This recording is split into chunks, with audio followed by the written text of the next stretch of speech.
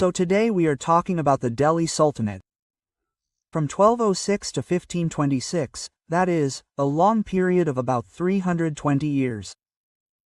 Yes, a period that changed the map of medieval India.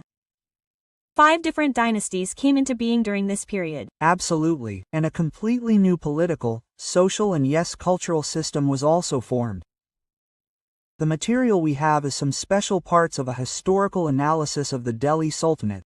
Today we will try to understand the special things about this huge and, frankly, quite complicated period. Who were those important rulers? What were their policies? What was their impact? All this. Yes, the Slave Dynasty, Khilji, Tughlaq, Sayyid and then Lodhi. This story is not just about any external rule. You said it, right. It is also the story of the formation of a centralized system and how Indian and Islamic cultures met. And how new classes emerged in the society. How did the powers change? Let's begin then. So it begins with Qutub Aibak. You can say that he was the most capable slave and commander of Muhammad Ghori. Yes, the one who laid the foundation of Turkish rule in India after the Second Battle of Tarain in 1192. It is said that he was very generous. People called him Lak Bash, the one who donated lakhs. Yes, such things are famous. He built the Quwat ul-Islam Mosque in Delhi, Din Ka Jopra in Ajmer. And the famous Qutub Minar. It was also started by Aibak. But then in 1210, while playing polo, he suddenly fell from his horse and died. Yes. So Aibak laid the foundation, but the real strength and stability to the Sultanate was given by Iltutmish from 1211 to 1236. Okay, that is why many historians consider him the real founder. Absolutely, and his administrative thinking was quite interesting. He started the Ikta system. What it was that officers and soldiers were given land instead of cash salary. That means Ikta. Okay, so they used to meet their expenses from the land. Yes. The job of the Iqtidar was to collect revenue from that area, meet his expenses, keep his own troops and help the Sultan whenever needed.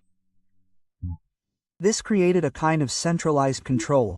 Yes, it helped a lot in creating a centralized military and administrative structure.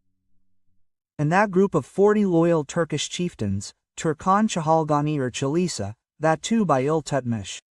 Yes, absolutely. The purpose was to support the Sultan. To strengthen their power. But look at the game of fate. After the death of Iltutmish, this Chalisa group became so powerful that it started making and removing sultans. Meaning, the one that was created for loyalty became a bone in the throat. Absolutely made it a big reason for political instability. Yes, and Iltutmish had completed the work of Qutub Minar. Then history took a big turn. Razia Sultan became the first and only female ruler of Delhi Sultanate from 1236 to 1240. It was a very big step according to that time, but she had to face tremendous opposition from this Chalisa group. And finally, she was murdered. This shows how difficult it was for women in the corridors of power. Very difficult. After Razia, another big name comes Ghiyasuddin Balban. From 1266 to 1287. Balban, he himself was once a slave of Iltutmish and a member of the Chalisa, isn't it? Yes, this is the interesting thing. He put all his efforts to bring back the lost respect and power of the post of Sultan. And his methods were those Iranian rituals of Saida and Pibos, kneeling down, kissing the feet. Why all this? See, he himself had been a slave. The meaning of mammals is freedom from slavery. So he had to prove his authority. Well, I mean something like divine right. Yes. Calling himself Zil-e-Alai, i.e. God's shadow. All these were ways to strengthen his power and give it legitimacy. And he had adopted a very strict policy for the rebels, the policy of fire and blood. Absolutely. And the biggest thing is that he completely destroyed the Chalisa group, which had become a headache for the sultans. Did he do anything for the army? Yes. To organize the army, a separate department was created, Diwan-e-Aris. If you look at the pattern in the Slave Dynasty, there is a pattern. Aibak started it. Iltutmish created institutions. Like Ekta and Chalisa. Yes, but when the power of Chalisa increased, problems arose, due to which Balban had to become more strict. Meaning, one step started affecting the other. This is it. Well, after Balban came the Khilji dynasty. Yes. Alauddin Khilji started it in 1290. But the biggest name of this dynasty was obviously Alauddin Khilji. From 1296 to 1316. As soon as we hear the name of Alauddin Khilji, we feel ambition. He used to call himself Sikandar Sani, the second Sikandar. absolutely. His thinking was very big and his reforms were also on a very large scale and connected to each other. He had to expand the empire and the attacks of the Mongols were also happening continuously at that time. Yes, so for this he needed a very big permanent army. He created perhaps the largest permanent army of the Sultanate. And adopted methods to prevent corruption in the army. Branding of horses, dog pratha. So that good breed horses cannot be replaced and recording the complete description of the soldiers, Hulia pratha and instead of paying salaries to the soldiers in cash. Yes, cash payment increased the direct control of the Sultan over the army. But then the question remains the same, where will the money for such a large army and cash salary come from? This is where Alauddin's most famous or rather infamous market control policy comes in. Well, he fixed the prices of essential commodities. Grain, clothes, horses, slaves, and implemented it strictly so that the soldiers could get goods enough to survive even on a low salary. Absolutely. The purpose was to keep the purchasing power of the soldiers intact. For this, he also built separate markets, Anaj Mandi, Sarai Al. Yes. Gala Mandi for grains, Sarai Adal for clothes and other things, separate markets for horses, slaves, cattle. And to keep an eye on them, there were officers and spies. Shana-e Mandi Barad was an amazing system. The system was amazing, but very strict. There was a very severe punishment for even a little cheating. Sources tell that if the weight was less, the same amount of meat was cut. Oh my God. So this was less for the welfare of the common people and more for the army. Yes, the main purpose was to manage the army. And to raise money, he also made major changes in the tax system. Like, he got the land measured under the Masahat system and fixed the rent on that basis and increased the rent to 50% of the produce. This is very high. The highest in the Sultanate period. Yes, and he took away the lands from the rich iqtidars and converted them into Khalsa land directly under the government control, so that all the money went directly to the royal treasury. Absolutely. And he also imposed new taxes like Gari i.e. tax on house, Chari i.e. tax on grazing. So it is clear that Alauddin's military, economic and revenue reforms were all interconnected. It was a part of a larger strategy. A large army is needed, and a cheap market is needed, and for both, the treasury has to be filled. Of course, this was the basis of his policies. The desire to expand the empire and the fear of the Mongols. Both of these forced him to do all this. After Alauddin, the Tughlaq dynasty. Yes, from 1320 to 1414, and the most popular name in this is Muhammad bin Tughlaq. 1325 to 1351. Yes, Muhammad bin Tughlaq is said to have been very educated. He was a visionary, but all his plans failed miserably. He is a classic case that good intentions and good thinking are not enough. Like increasing taxes in Doab, just when he read about the famine. Yes, as a result, the farmers left their land and fled. Then the capital was shifted from Delhi to Daulatabad. It was probably thought that control over South India would be better. Yes, the thinking was there, but the planning was so bad. So much chaos spread that people had to face terrible trouble and finally had to return to Delhi. And that token currency, using copper coins instead of gold and silver. The idea was not bad. It was being used in China, etc.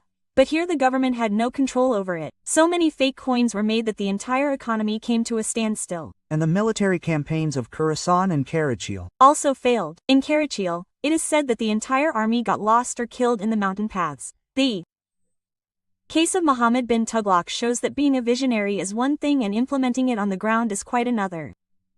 Timing, method, administrative ability, everything is important. His policies were perhaps ahead of their time, but the implementation was very poor. Well, after all this turmoil, Firoz Shah Tughlaq ascended the throne from 1351 to 1388. Yes, and he took the completely opposite path. Instead of the big risky experiments of Muhammad bin Tughlaq, he emphasized on stability and public welfare. Yes, he did a lot of work.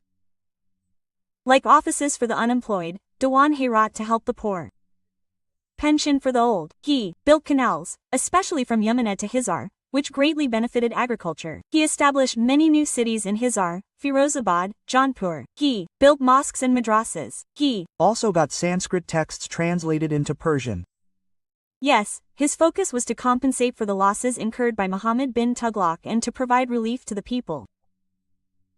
but his religious policy was not that liberal.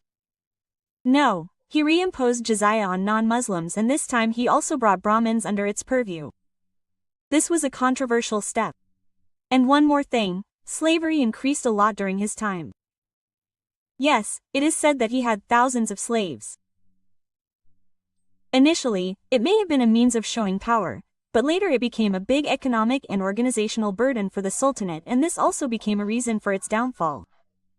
And then came that big blow. In 1398, Timur attacked. Timur Lang attacked. He looted Delhi badly, massacred people. It was as if the back of the Tughlaq dynasty was broken. Central power almost ended. Absolutely.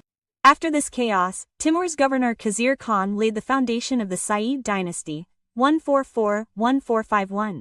But this dynasty was very weak. Yes, it did not last long. Yes, they were not really powerful for only 37 years.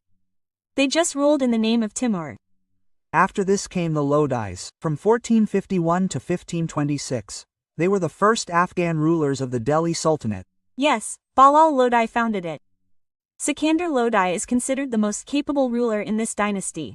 From 1489 to 1517, he managed the empire a bit. Yes, he expanded it and also improved the administration, and in 1504 founded the city of Agra. The same Agra which later became the capital of the Mughals as well. Yes, however, Sikandar Lodhi was very intolerant religiously. Sources say so. He demolished many Hindu temples. And then came the last sultan of the Lodhi dynasty, Ibrahim Lodhi, from 1517 to 1526. Yes, Ibrahim Lodhi.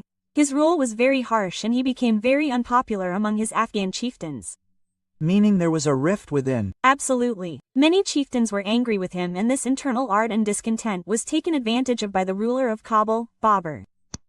And then came the field of Panipat on the 21st April 1526. The first battle of Panipat was between Ibrahim Lodhi and Babur. Babur won this battle. Ibrahim Lodhi was killed. What was the reason behind Babur's victory? His army was probably small. The army was small, but the technology was better. One was his special war policy Tulugma, in which the army surrounded the enemy from the sides and from the back. Okay. And the second and perhaps the most important reason was the large-scale and effective use of cannons for the first time in India. Ibrahim Lodhi did not have the use of cannons? No, not on that scale and with that efficiency. The cannons caused a stampede in Lodhi's army. And with this defeat, the 320-year-old Delhi Sultanate came to an end. Yes, and the foundation of the Mughal Empire was laid in India. So we have seen the journey of all 5 dynasties in a way, but if we look at the entire Sultanate period together, governance, society, culture, what special things emerge? How was the administration? If we look at the administration, it was a mixture of Indian and foreign systems, i.e. Arabic, Persian systems. The Sultan was obviously at the top, and the unity system was very important at the ground level. Yes, we talked about unity. With time, new departments were also formed according to the need. Like Balban's military department, Diwan-e Muhammad Tughlaq's agriculture department, Diwan-e Amir Kohi, Firoz Tughlaq's public works Diwan-e Imarad. And the main tax was land revenue. Yes, land revenue, i.e. Kharaj, was the main source of income from non-Muslims or Muslims. Apart from this, the share of the goods looted in the war was Khamas. Alauddin had changed its share. Yes, he started taking 45% of it for the state. Then there were religious taxes, zakat on Muslims and jizya on non-Muslims. And Alauddin's heavy tax rates must have had a bad effect on the farmers too. Obviously, 50% tax was too much. Talking about the society, it was mainly divided on the basis of religion, Hindu and Muslim, but the division of classes was also deep. Like at the top were the rich and Turkish chieftains. Then the ulema, i.e. religious gurus, then artisans living in the cities, traders, then a large number of farmers, and at the bottom were slaves. Slavery was quite widespread, especially during the time of Firoz Tughlaq. Yes, the number of slaves had increased a lot in his time, which later became a big problem.